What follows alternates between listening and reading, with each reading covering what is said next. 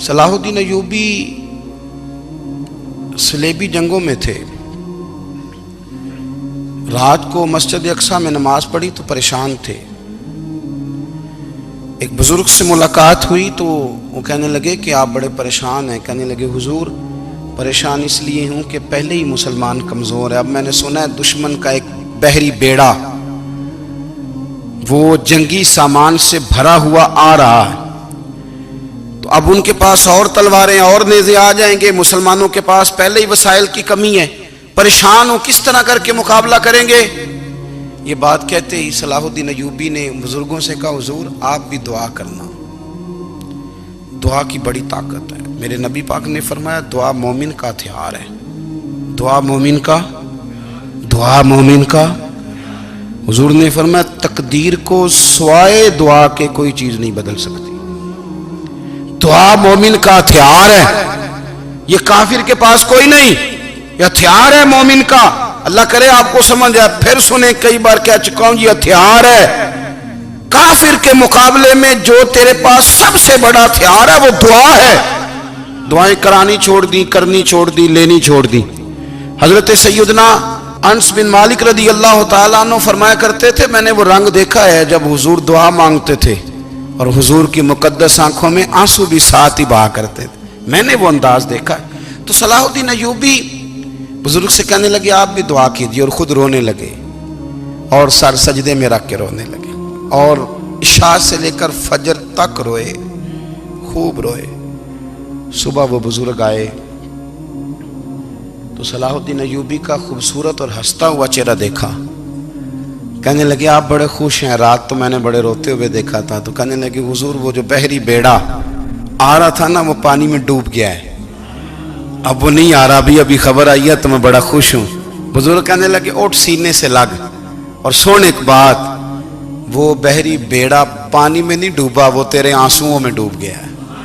وہ جو تو رات رویا ہے نا رب کریم کی بارگاہ میں تو وہ ڈوب گیا ہے. حضرت عائشہ صدیقہ رضی اللہ تعالیٰ عنہ فرماتی ہیں ایک عورت تھی اور اسے نبی پاک صلی اللہ تعالیٰ علیہ وسلم نے نا وہ کلمہ پڑھ کے مسلمان ہوئی, مدینہ طیبہ آ گئی. تو حضور نے مسجد نبوی شریف میں اس کے لیے مکان ایک سادہ سا کمرہ ساتھ مسجد کے بنوا دیا, وہیں رہنے لگی.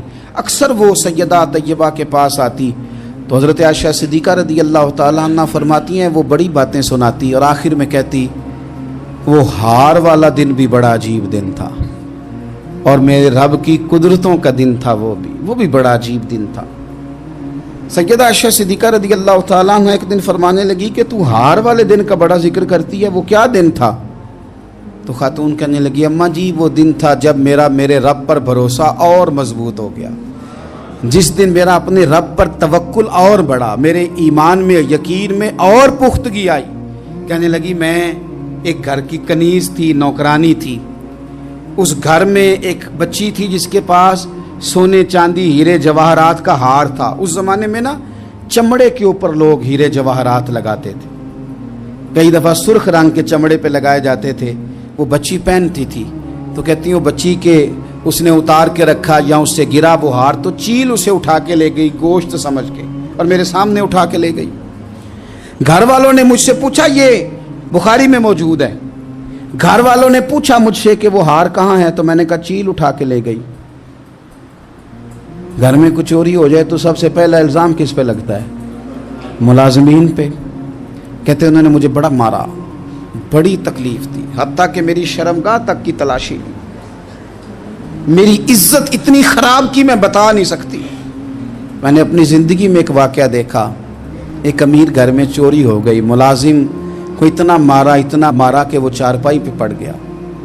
پولیس والوں سے اتنی مار پروائی گئی کہ وہ بیچارہ چارپائی پہ پڑ گیا اور پھر وہ اتنا بیمار ہوا اور کچھ دنوں کے بعد پتہ چل گیا کہ چور تو اپنا بیٹا ہے ان کا. پھر اس کا انتقال ہو گیا.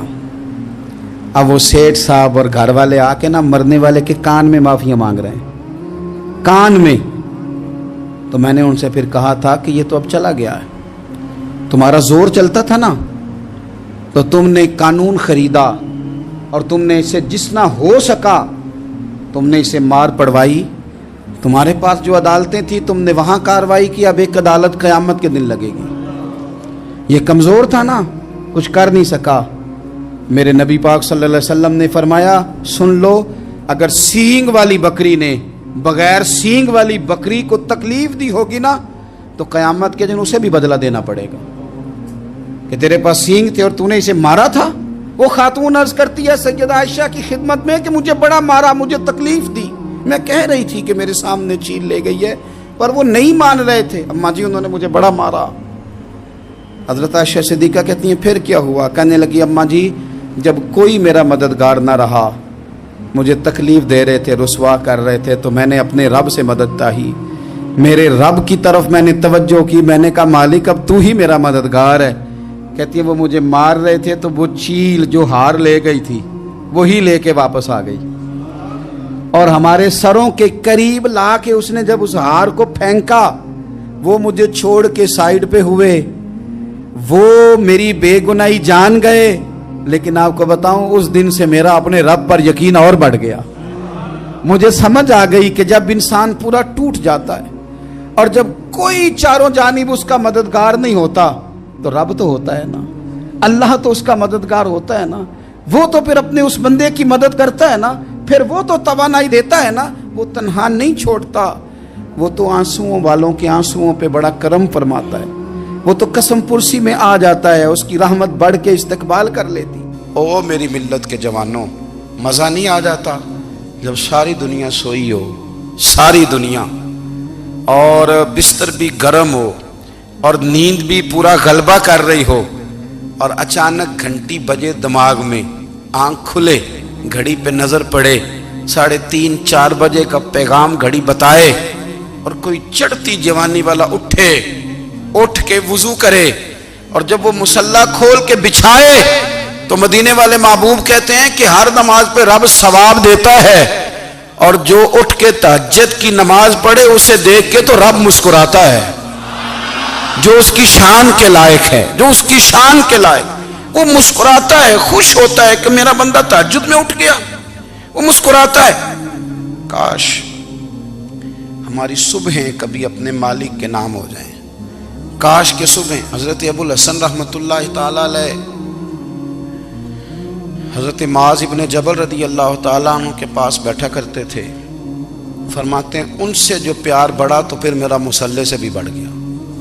ताबिएं फरमाते हैं सहाबी रसूल से मोहब्बत हुई तो जिक्र से भी हो गई, फिर दुरूद शरीफ से भी हो गई। मोहब्बत उनसे बढ़ी तो फिर अल्लाह ने मस्जिद का प्यार भी बढ़ा दिया। आप फरमाते हैं कि मेरी हर वक्त तबीयत चाहती थी कि बस अल्लाह अल्लाह करूं, बस अल्लाह अल्लाह करूं, बस ना मैं ज़रा थोड़ी जान छुड़ाऊं लोगों से, कुछ 10 मिनट मिले तो मैं कुछ 4 नफल पढ़ लूं, मैं थोड़ा सा ना बचूं लोगों से, और मुझे तस्बीह मिले तो मैं ना कुछ 400-500 दफा इस्तिगफार पढ़ूं, सुभान अल्लाह, अल्हम्दुलिल्लाह, अल्लाहु अकबर, ला हौला वला कुव्वता इल्ला बिल्लाह, मैं ना तस्बीहात पढ़ूं।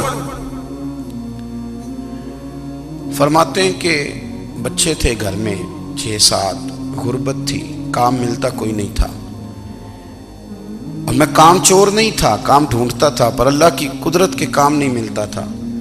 फरमाते हैं कि मैंने एक दिन अपनी अहलिया से कहा कि आज मैं फिर जाता हूँ काम ढूंढने, तो मेरी बीवी बड़ी फर्मा बरदार थी, पर उस दिन ना गुर्बत के हाथों तंग आके कहने लगी, आज नाना कोई तू चीज़ लेके आया, तो मुझसे बच्चों की भूख नहीं देखी जाती है, सब रोगां दा रोग मुहम्मद जिसदा नाम गरीबी, कंड बुला के लंघ जाते नहीं दोस्त यार करीबी, आज ना कुछ लेके आया तो मैं बच्चे लेके मेके चली जाऊंगी।